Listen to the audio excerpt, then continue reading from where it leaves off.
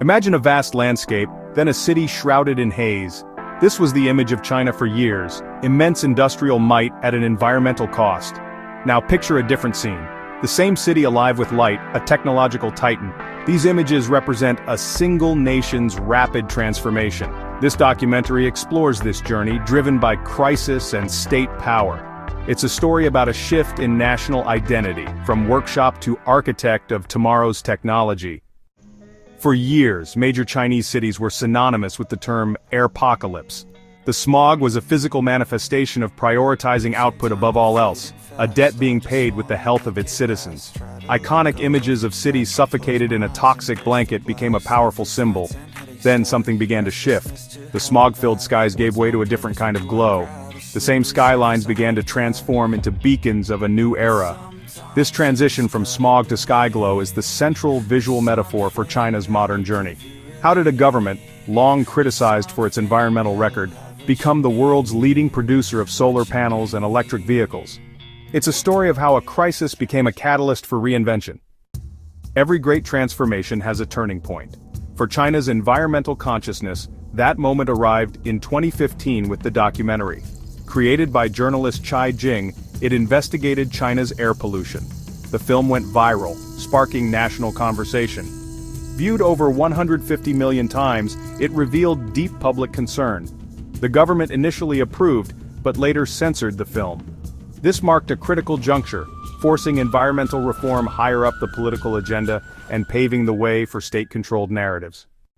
Just 3 years after Under the Dome was silenced, a new documentary captured the nation's attention. This film, however, was a world away in tone and message. Titled Amazing China, it was a state-produced epic of national triumph. It presented a dazzling vision of a modern, powerful, and technologically advanced nation. The film showcased monumental feats of engineering, from the world's longest sea-crossing bridge connecting Hong Kong and Macau, to the planet's largest single-dish radio telescope, FAST, searching for secrets in the cosmos. It was a high-gloss, patriotic spectacle designed to inspire national pride and awe. Amazing China was an immense success, becoming the highest-grossing documentary in Chinese history. Its release was promoted by the state, with government employees and students organized to attend screenings. The film's narrative was one of unblemished progress, a testament to the Communist Party's leadership and the hard work of the Chinese people. It presented the nation not as one grappling with problems, but as one delivering world-class solutions. The gleaming high-speed trains, the sprawling automated ports, and the ambitious space missions all painted a picture of a country confidently striding into the future, leaving its past struggles far behind. However, behind this polished facade, critics and observers pointed to a much more complex and troubling reality. The story of Amazing China was a story with significant omissions. It celebrated the final products of industrial might but was silent on the conditions of the workers who built them. Reports of labor abuses, long hours, and unsafe conditions in the factories that fuel this economic engine were nowhere to be found. Furthermore, the film's reception was carefully curated. Negative reviews were censored online, ensuring that the official narrative of universal acclaim was maintained. The documentary was less a reflection of reality and more a construction of it. This contrast between the two documentaries, Under the Dome and Amazing China, reveals the central tension in China's rise. One film exposed a painful truth from the bottom up and was banned. The other projected an idealized image from the top down and was mandated.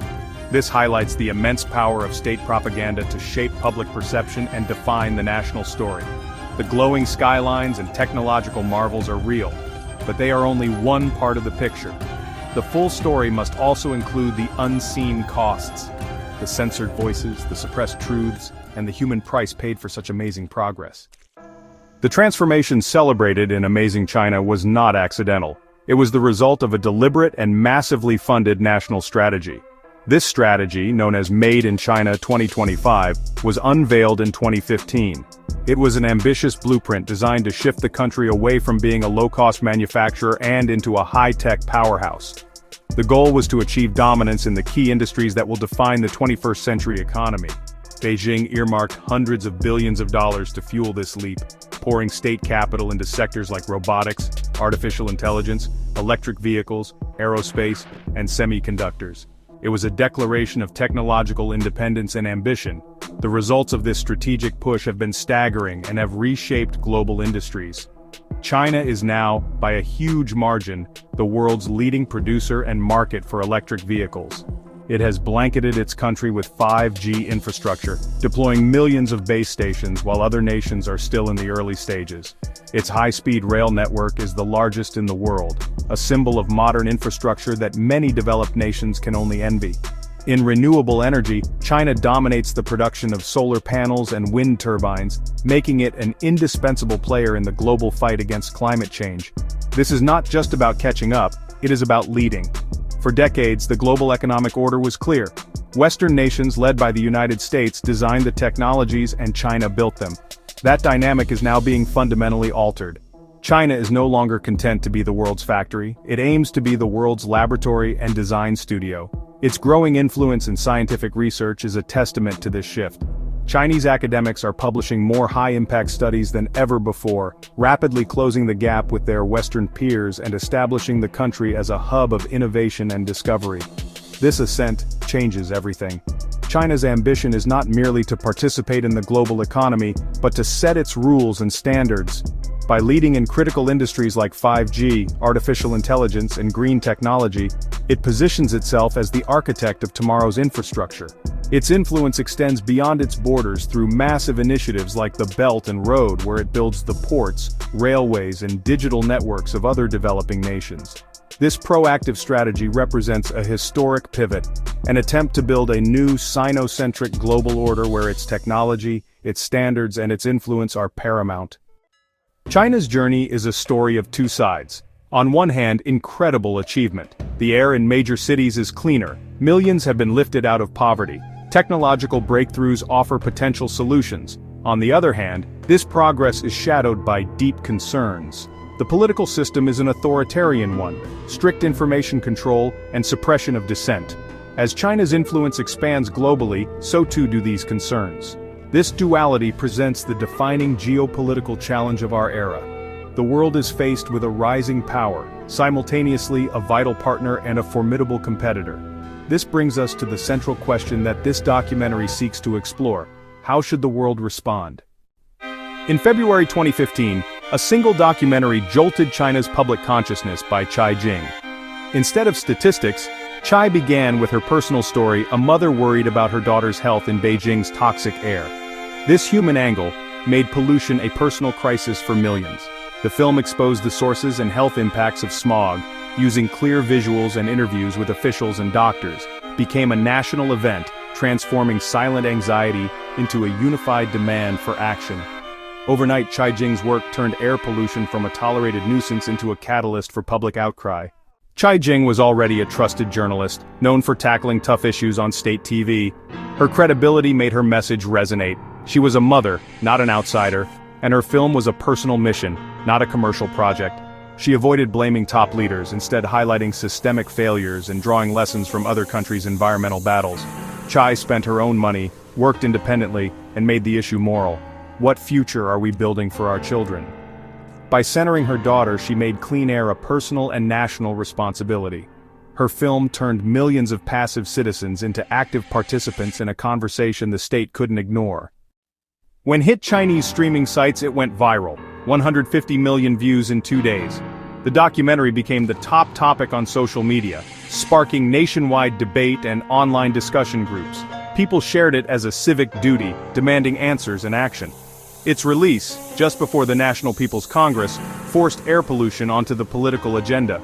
For a brief moment, the public, not the state, set the conversation. The film showed that a powerful message could break through censorship and unite a nation. The collective voice was too loud to ignore, creating a rare window for public pressure. At first, the government praised with the environment minister, calling it China's.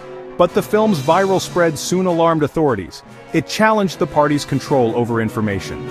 The discussion grew beyond pollution, touching on government accountability. Fearing a grassroots movement, the state quickly censored the film, erased it from the internet, and shut down forums. The message was heard, but the messenger was silenced. The government would fight pollution, but only on its own terms. The brief moment of openness was over, but the impact lingered. Silencing the film didn't bury the issue, it forced the government to act. At the National People's Congress, Premier Li Keqiang declared a war on pollution, making environmental protection a top priority. New policies targeted PM2.5, imposed stricter emission standards, and aimed to cut coal use in key regions. Thousands of inspectors enforced rules, and local officials were now judged on environmental results. The campaign was a massive top-down mobilization. China's leaders saw pollution as a threat to political legitimacy and international reputation. The government aimed to prove its system could solve big problems, decisively and fast. The war on pollution brought sweeping, sometimes ruthless action.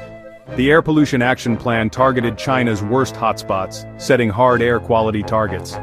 In Hebei, thousands of coal boilers were dismantled, replaced by gas and electricity, sometimes leaving residents without heat. The rapid transition caused hardship but also forced polluting factories to close and restricted car use in cities. Results followed.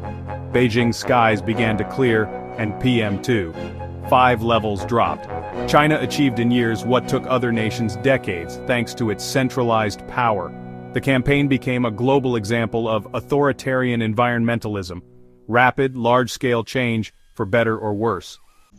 As the air cleared, China seized the opportunity to craft a new narrative. Once cast as the world's greatest polluter, China began to position itself as a leader in environmental stewardship. This pivot turned a domestic vulnerability into an international strength. When the US withdrew from the Paris Agreement, China stepped into the leadership vacuum, reaffirming its commitment. This was intertwined with its economic strategy, investing heavily in renewable energy. By championing the green agenda, China shaped future markets for its technologies. The government cleaned its image, transforming from problem to solution. China is now seen as a major engine for the green energy transition. China's war on pollution has led to more blue sky days. However, this revolution remains unfinished, shadowed by persistent challenges. Many polluting industries have been relocated to less politically influential regions. China remains the world's largest consumer of coal, and its greenhouse gas emissions are still rising. The space for independent environmental activism remains limited. The revolution was started by the people, but now wholly owned by the state. After Under the Dome was erased, the Chinese state unveiled its official answer, Amazing China. It was designed to provide definitive, glorious answers. The film was a direct response to doubt and criticism. Co-produced by China Central Television, its mission was clear: to replace crisis with national achievement, technological prowess, and progress under the Communist Party. Amazing China was a strategic masterstroke, redirecting public interest towards state triumphs. The film was a celebration, a highlight reel of the country's accomplishments, fostering national pride and replacing smog memories with visions of gleaming infrastructure. Where Under the Dome was personal, Amazing China was impersonal. The heroes were the state, its engineers, scientists, and leaders, unifying the public around a vision of unstoppable progress. This marks a crucial moment, a government that creates its own compelling stories. It was sophisticated political communication designed to consolidate support and define China's global rebirth on its own terms. The counter-narrative had been launched with the full might of the state. Amazing China unfolds as a visual spectacle, showcasing mega-projects and technological marvels. We soar over the Hong Kong-Zhuhai-Macau Bridge, the world's longest sea crossing. We gaze upon the 500-meter Aperture Spherical Telescope, or FAST.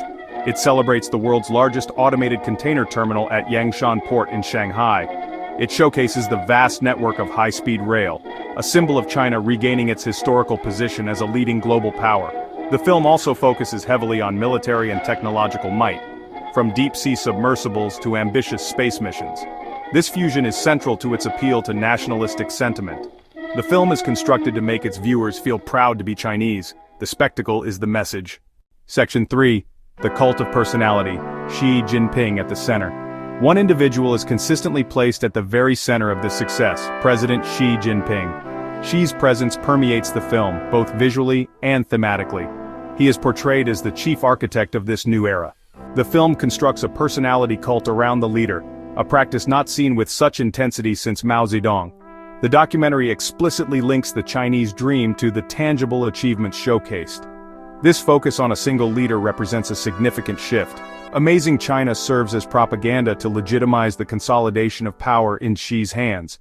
Section 4. Manufacturing Consent. the mechanics of promotion. The success of Amazing China was the result of a massive, state-orchestrated promotional campaign.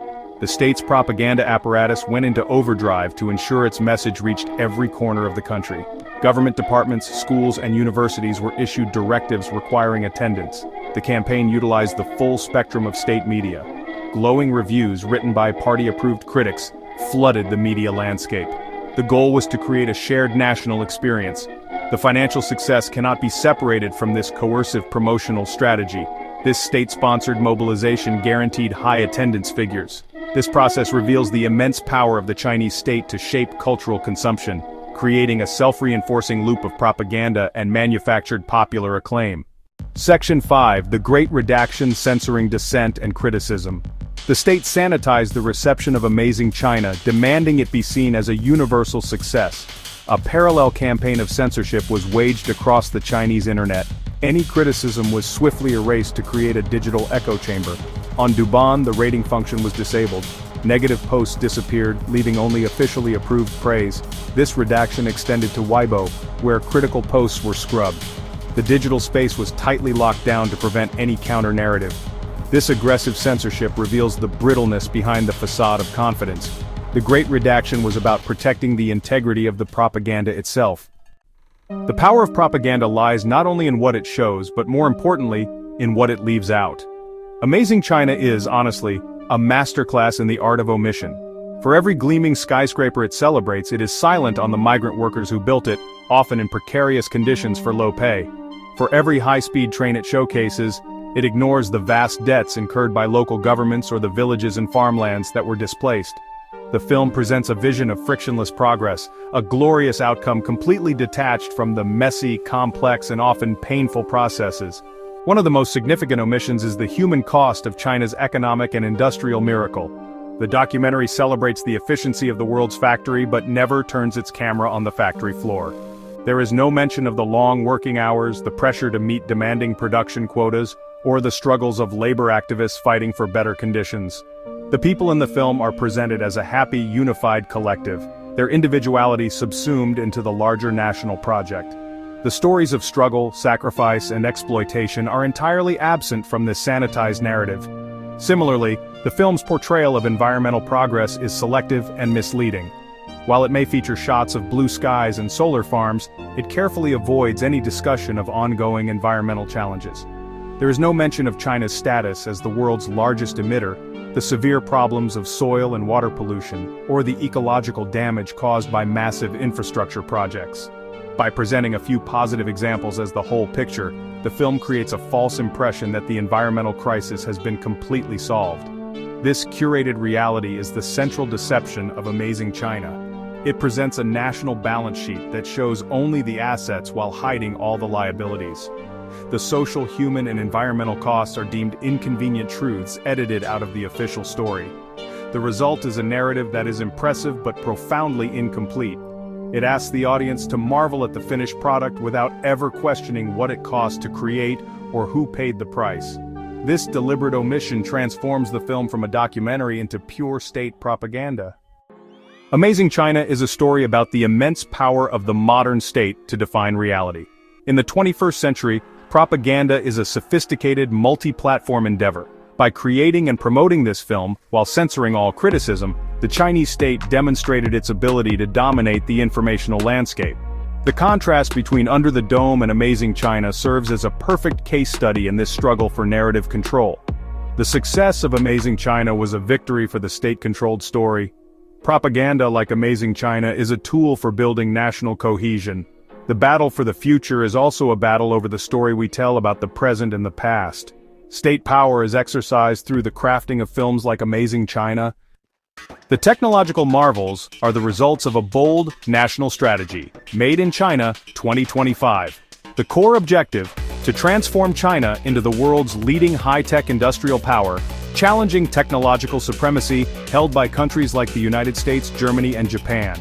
The plan identified key sectors like robotics, AI, aerospace, new energy vehicles, and 5G. Beijing pledged to pour billions into these industries to fund R&D, build factories, and acquire foreign technology. Made in China 2025 sent shockwaves, raising concerns about unfair competition. The strategy revealed China's ambition, escalating economic competition. Nowhere has the impact of Made in China 2025 been more transformative than on the world's roads. The strategy prioritized EVs, and the results have been spectacular. China has become the world's largest producer and consumer of electric cars. Sleek vehicles from domestic brands like BYD, NIO, and XPeng are now a common sight. The country has propelled the global EV market forward, achieving a scale that has left other nations scrambling to keep up. This dominance was achieved through government incentives and strict restrictions on traditional cars. In parallel with promoting EV sales, the country embarked on a colossal rollout of charging infrastructure, solving the range anxiety problem. Today, Chinese companies are aggressively expanding overseas, becoming global leaders in EV sales. Chinese firms dominate the entire supply chain and are setting the pace of innovation. The conquest of the EV market is a symbol of the success of Made in China 2025. While electric vehicles transformed China's landscape, 5G was reshaping its digital world. As a key pillar of Made in China 2025, 5G promised ultra-fast speeds and the ability to connect billions of devices. China embarked on a 5G rollout that dwarfed the efforts of the rest of the world combined. By now, China has deployed millions of these stations, covering its major cities. This has given the country a significant first-mover advantage. It is a strategic asset, giving Chinese companies a powerful edge. This expands China's technological sphere of influence. The rise of Chinese 5G champions triggered a fierce geopolitical backlash, led by the United States. This has turned the 5G rollout into a central battlefield in the US-China tech war. Long before Made in China 2025 was formally announced, another massive industrial project was already underway, serving as a powerful precursor and symbol of the nation's ambition: high-speed rail. In less than 2 decades, China has built the world's largest, fastest, and most extensive high-speed railway network. These sleek, futuristic trains, often called Harmony or Rejuvenation Express, crisscross the vast country, connecting once-distant megacities in a matter of hours. The network has become the steel arteries of the modern Chinese economy, a source of immense national pride, and a physical manifestation of the country's ability to execute mega projects on an epic scale. The development of this network was a story of rapid learning and technological absorption. Initially, China relied on technology transfers from established rail powers like Japan, Germany, and France. However, it did not simply copy the foreign designs. Chinese engineers quickly mastered the imported technology, reverse-engineered it, and then began innovating on top of it. They adapted the systems to China's unique geography, building lines across challenging terrains, from frozen northern plains to subtropical mountains. This process allowed China to rapidly develop its own proprietary high-speed rail technology, turning it from a student into a master of the craft. The high-speed rail system has had a profound impact on Chinese society and its economy. It has dramatically increased labor mobility, allowing people to live in one city and work in another. It has boosted tourism and spurred economic development in inland cities that were previously considered remote. For the average citizen, the trains are a tangible, everyday symbol of the country's progress and modernity, a point of comparison where China visibly surpasses many Western nations, particularly the United States, which lacks a comparable national network. The clean, punctual, and hyper-efficient trains stand in stark contrast to the aging infrastructure of many developed countries. Now China is aggressively exporting its high-speed rail technology around the world, making it a signature offering of its Belt and Road Initiative. It has built or is currently building high-speed lines in countries like Indonesia, Thailand, and Laos, offering a complete package of financing, construction, and operational expertise. This strategy serves multiple purposes. It creates new markets for China's state-owned enterprises, expands its geopolitical influence, and showcases its engineering prowess on a global stage. The steel arteries that first connected China are now reaching out, aiming to connect the world under Chinese standards and technology. In one of the great ironies of the 21st century, the nation once most criticized for its carbon pollution has become the undisputed global leader in the technology meant to combat it. China's domination of the solar panel industry is, honestly, one of the most remarkable stories of its industrial leap. Today, China manufactures a staggering majority of the world's solar panels, controlling every single step of the supply chain, from the production of raw polysilicon to the assembly of the final modules.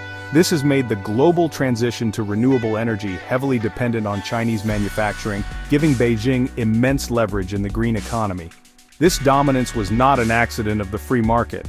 It was the direct result of a determined industrial policy. Seeing the future potential of renewable energy, the Chinese government provided massive state support to its fledgling solar companies. This included cheap loans from state-owned banks, free or subsidized land for factories, and huge domestic installation targets that created a guaranteed market. This allowed Chinese firms to invest in massive, state-of-the-art factories, achieve economies of scale that no one else could match, and relentlessly drive down the price of solar panels, making them affordable for the entire world. The consequences of this strategy have been twofold. On one hand, China's manufacturing might has been a tremendous boon for the global fight against climate change.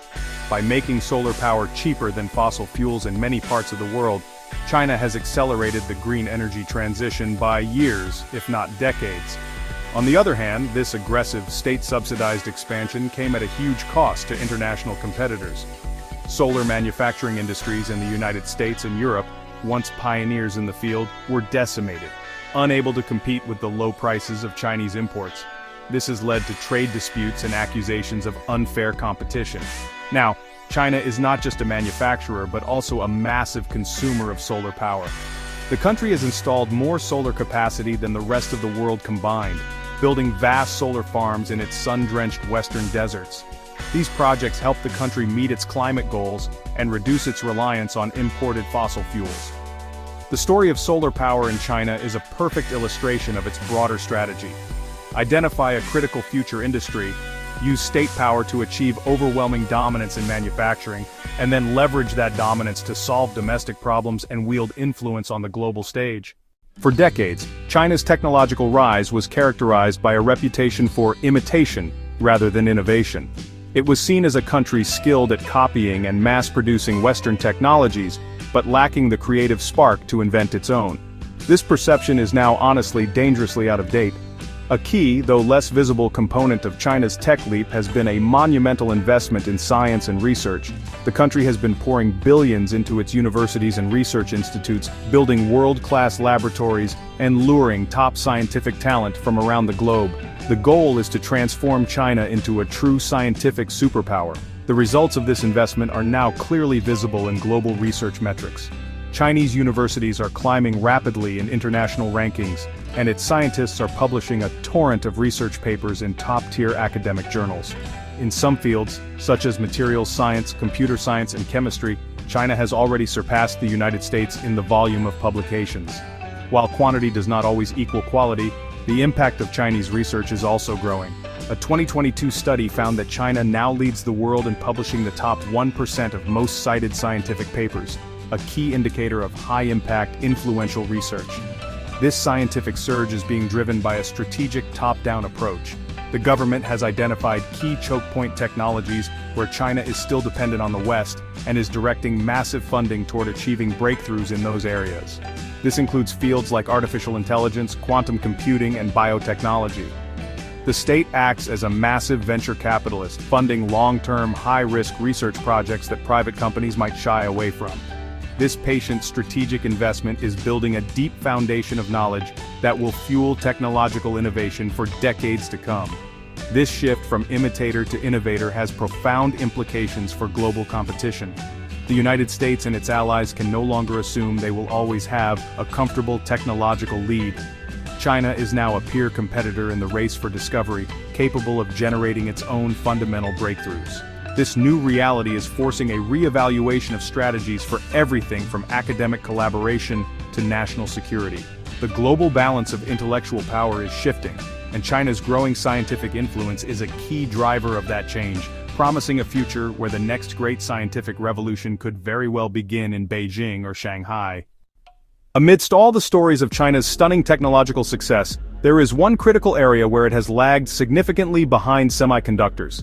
These tiny, complex microchips are the brains behind all modern electronics, from smartphones and computers to cars and advanced weaponry. Despite its ambitions, China remains heavily reliant on foreign companies from the United States, Taiwan, South Korea, and the Netherlands for the most advanced chips, and the sophisticated equipment needed to design and manufacture them.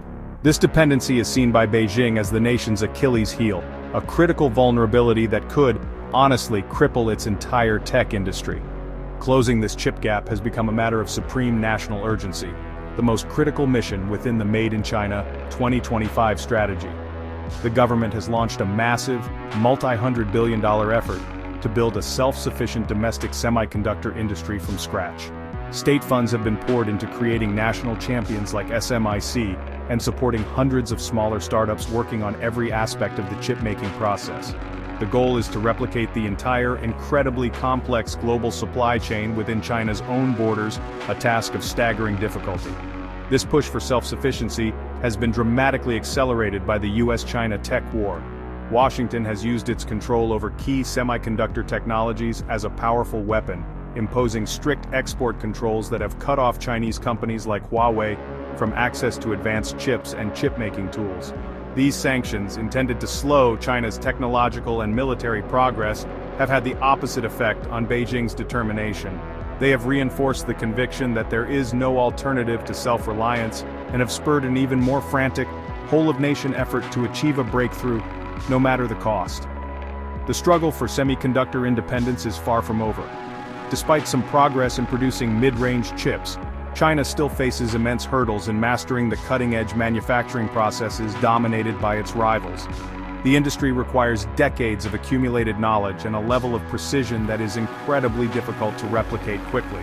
However, to underestimate China's resolve would be a mistake. The chip war is the defining battle of the current tech rivalry. Whether China can close this critical gap will be a key determinant of its ability to truly achieve its goal of becoming the world's preeminent technological superpower. China's technological ambitions are not limited to the ground. They extend high into the skies and beyond. Two key sectors where the country has made remarkable strides are commercial drones and aerospace. In the world of unmanned aerial vehicles or drones, China's dominance is already absolute. One company, DJI, based in the southern tech hub of Shenzhen, controls over 70% of the global consumer and commercial drone market. From Hollywood film sets to agricultural fields and construction sites, DJI drones have become the industry standard, known for their high quality, ease of use, and competitive pricing. This ascendancy in the drone market showcases China's unique manufacturing ecosystem. DJI was able to leverage Shenzhen's incredible concentration of hardware expertise, rapid prototyping capabilities, and vast electronics supply chains to out-innovate and outproduce competitors from around the world. The company's success is a microcosm of China's industrial strategy: achieve dominance in a new, rapidly growing hardware category, and become the indispensable global supplier. This has also raised security concerns in the West, with fears that data collected by Chinese-made drones could be accessed by the government in Beijing. Beyond the low-hanging fruit of commercial drones, China is also aiming for the stars with its rapidly advancing aerospace program. Once a distant follower in the space race, China is now a top-tier player. It is only the third country in history to independently send humans into orbit and the first to successfully land a rover on the far side of the moon. It has its own space station, Tiangong, orbiting the Earth, and has ambitious plans for robotic missions to Mars and future crewed lunar landings. The space program is a powerful source of national pride and a showcase for the country's most advanced scientific and engineering capabilities. This push into aerospace has dual purposes. On the civilian side, it drives innovation in fields like telecommunications, satellite navigation with its own Beidou system as an alternative to GPS, and materials science. On the military side, it is crucial for developing advanced satellite surveillance, communication, and anti-satellite capabilities, all key components of modern warfare. China's growing presence in the skies and in space is a clear signal of its great power ambitions. It is methodically building the capabilities to project its influence not just across the globe, but above it as well. The cumulative effect of China's tech and industrial leap is a fundamental reshaping of the global economy. For decades, the world operated on a clear model: advanced economies in the West, and Japan would innovate, while China would serve as the world's assembly line, manufacturing those products at low cost. Made in China 2025 is a direct assault on this old order. China is no longer content to be the world's workshop. It is actively moving up the value chain to become the world's design studio, laboratory, and engineering hub.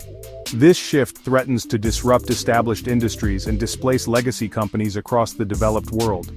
China's strategy is creating a new, Sino-centric industrial ecosystem. By dominating key future industries like electric vehicles, 5G, and renewable energy, it is making itself indispensable to the global economy in a new way.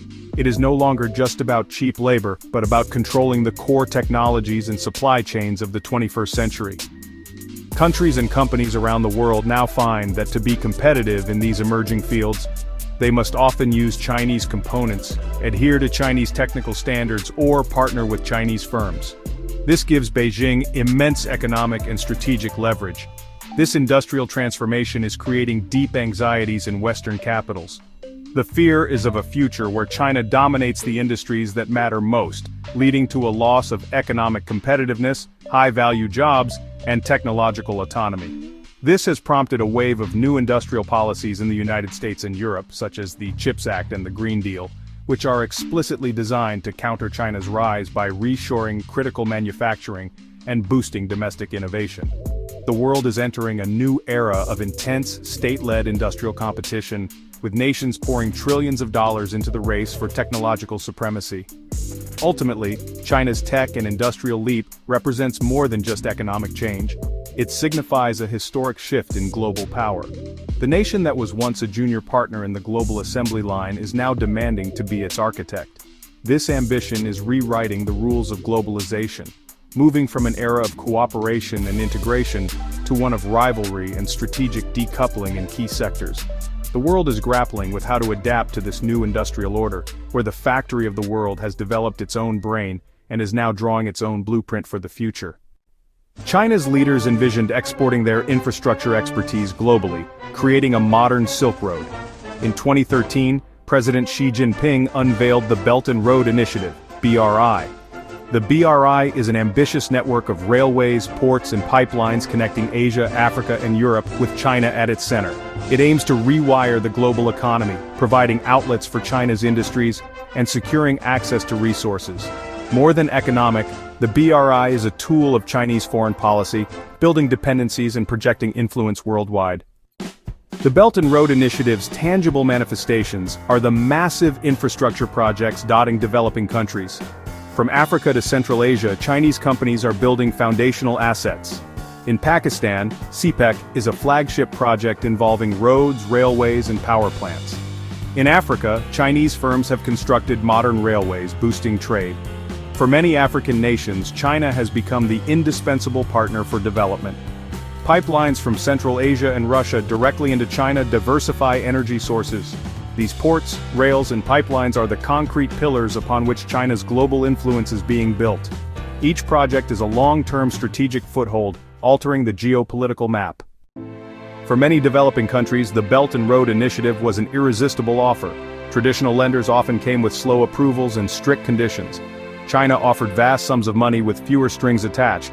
It came as a business partner, ready to build quickly. For leaders eager to show tangible results, the Chinese offer was often the only game in town. The BRI was presented as a practical development partnership. This message of mutual benefit resonated powerfully. Aligning with the rising superpower seemed like a shrewd strategic bet. For all these reasons, dozens of countries willingly signed on. As the Belt and Road Initiative expanded, criticism grew, centered on debt-trap diplomacy, where China lends excessively, allegedly to extract economic or political concessions when countries can't repay.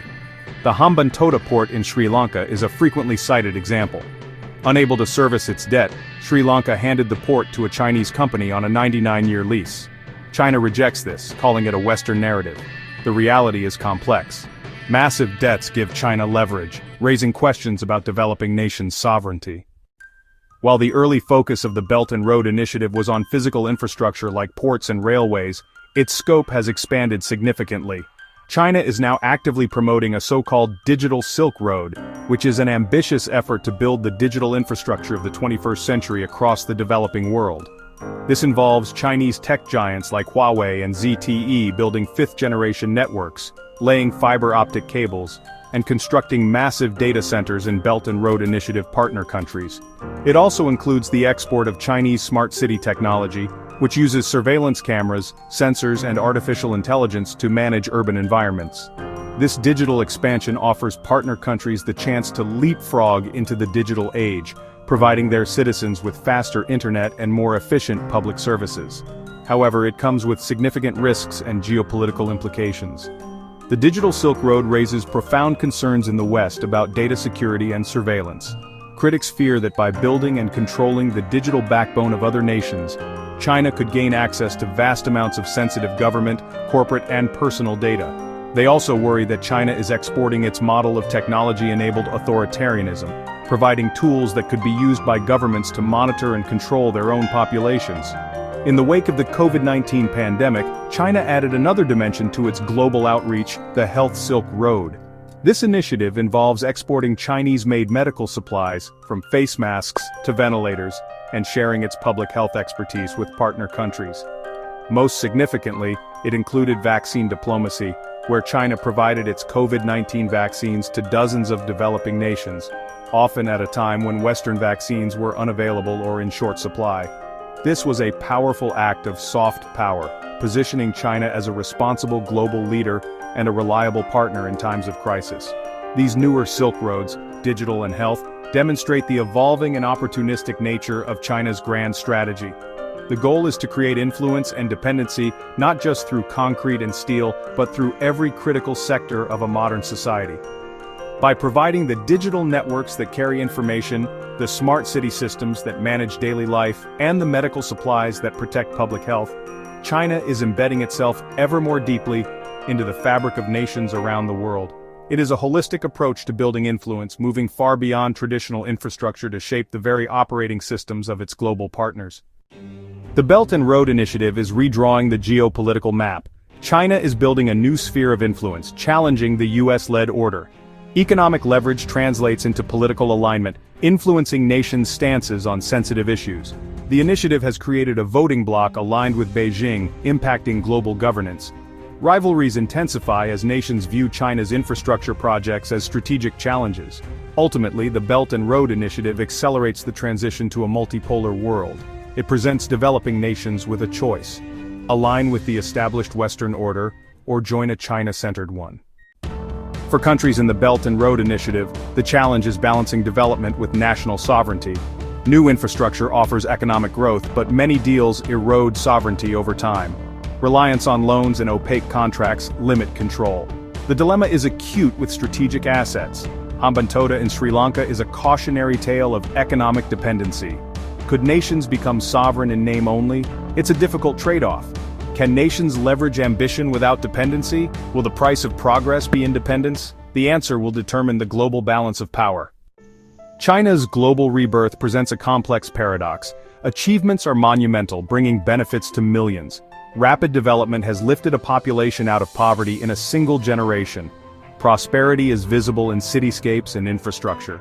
However, this prosperity is linked to rigid authoritarian control. Dissent is silenced. The social contract, prosperity for political freedom. This creates a paradox. Material progress denies fundamental human rights. They are two sides of the same coin. China's embrace of digital tech has created a nearly cashless society. This system integrates social media, e-commerce, and government services, simplifying daily life. But this convenience comes with unprecedented surveillance. Augmented by millions of cameras, this creates a digital panopticon. This is realized in the social credit system, rating citizens' trustworthiness. It's a choice between convenience and privacy. Critics see it as authoritarian control, blurring public and private spheres. It's the double-edged sword of technology. China's rise is reordering the world, creating a new fault line in international relations. The era of a single superpower is over. We're entering intense rivalry between the US and China. Unlike the Cold War, their economies are intertwined, even as they compete technologically. This competition forces nations to choose sides. This rivalry divides the world technologically and ideologically, risking a more volatile future. The risk of conflict is rising. China's rise offers opportunities but also geopolitical friction challenging the post-war order. For developing countries, China's rise offers a new path to development. Beijing presents itself as a partner willing to provide capital and expertise to build critical infrastructure.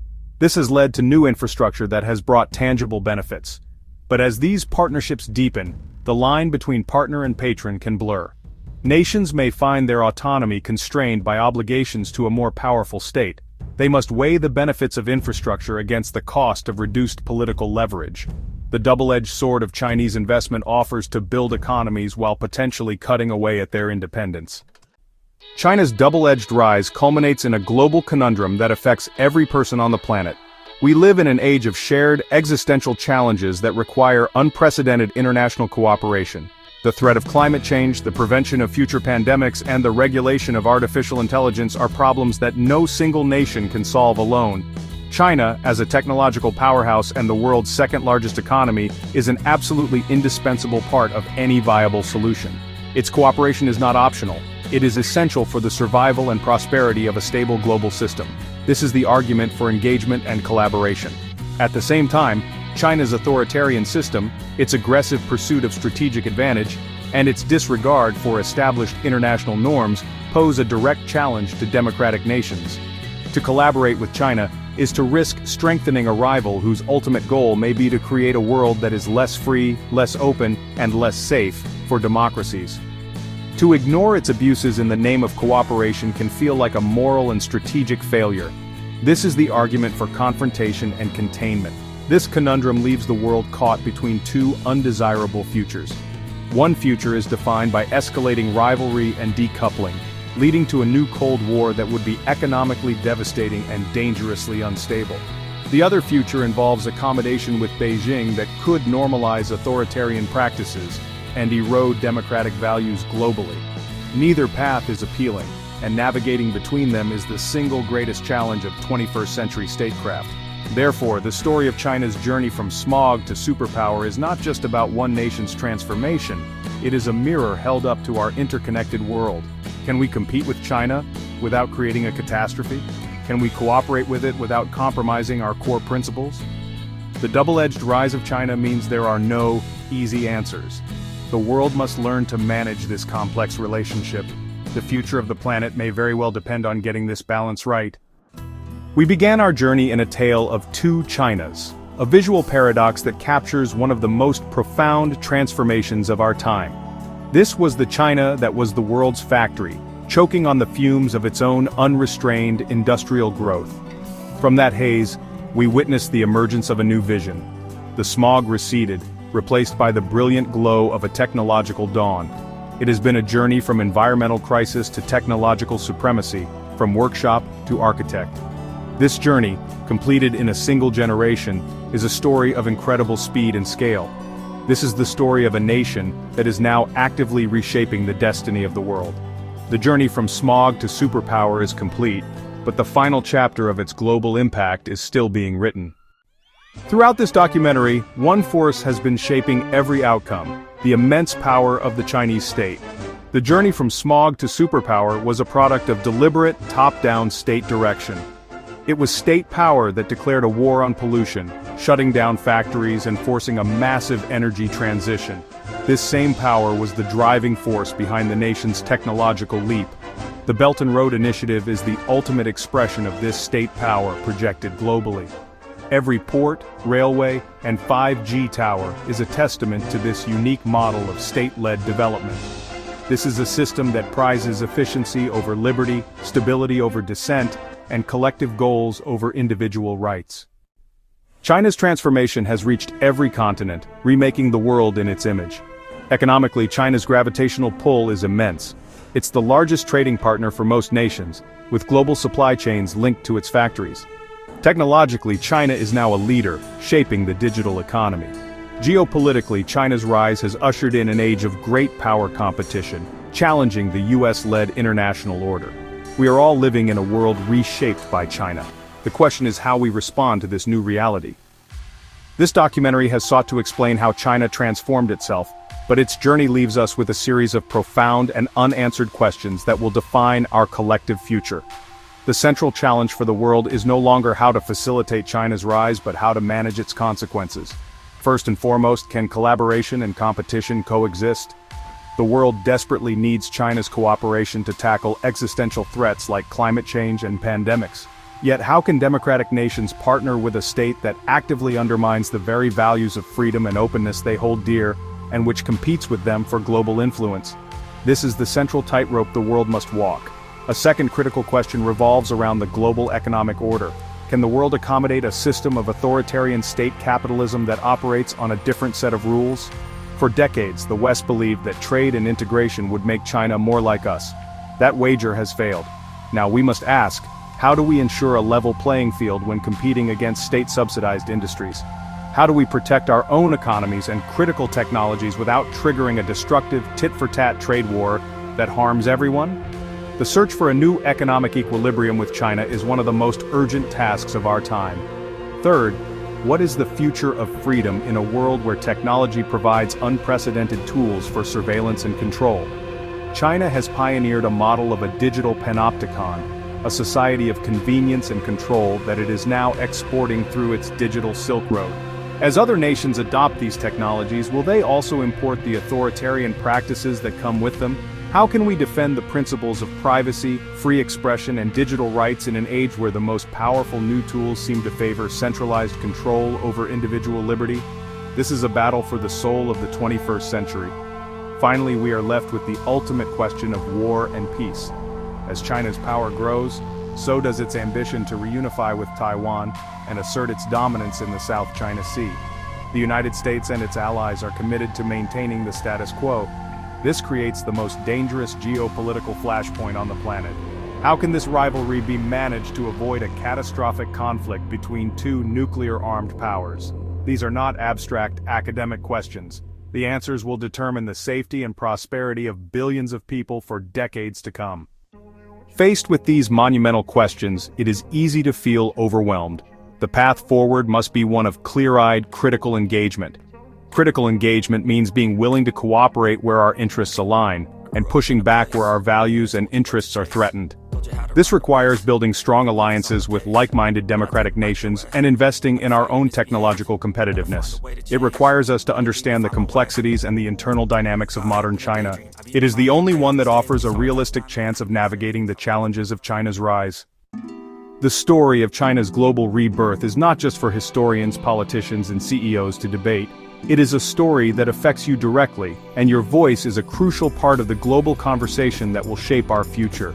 The first step is to remain curious and informed. Seek out a wide range of sources beyond the headlines and the heated rhetoric.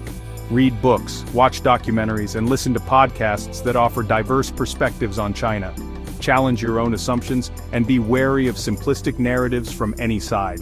A well-informed public is the essential bedrock of a sound and sustainable foreign policy in any democracy. Next, use your voice to engage in constructive dialogue within your own community. Talk to your friends, family, and colleagues about the issues raised in this documentary. What do you think is the right balance between cooperation and competition? What is the role of human rights in our trade relationships? How can we best prepare our own society for the technological and economic challenges ahead? By fostering thoughtful, civil discussion, you help to elevate the quality of the public debate and move it beyond fear and prejudice. You can also make your voice heard in the marketplace and in the political arena. As a consumer, you can make informed choices about the products you buy and the companies you support. As a citizen, you can communicate with your elected representatives, letting them know your views on how your country should navigate its relationship with China. Demand transparency, accountability, and a long-term strategy from your leaders. The decisions being made today will have consequences for generations, and it is your right and your responsibility to be a part of that decision-making process. Your engagement matters. If you found this exploration of China's journey from smog to superpower valuable, please help us continue this vital conversation. Share this documentary with your network to spark discussion and debate. Drop your thoughts, your questions, and your own perspectives in the comments section below. We want to hear from you. And finally, don't forget to subscribe for more deep dives into the powerful forces that are reshaping our world. The future is not something that happens to us. It is something we build together, one informed conversation at a time. Thank you.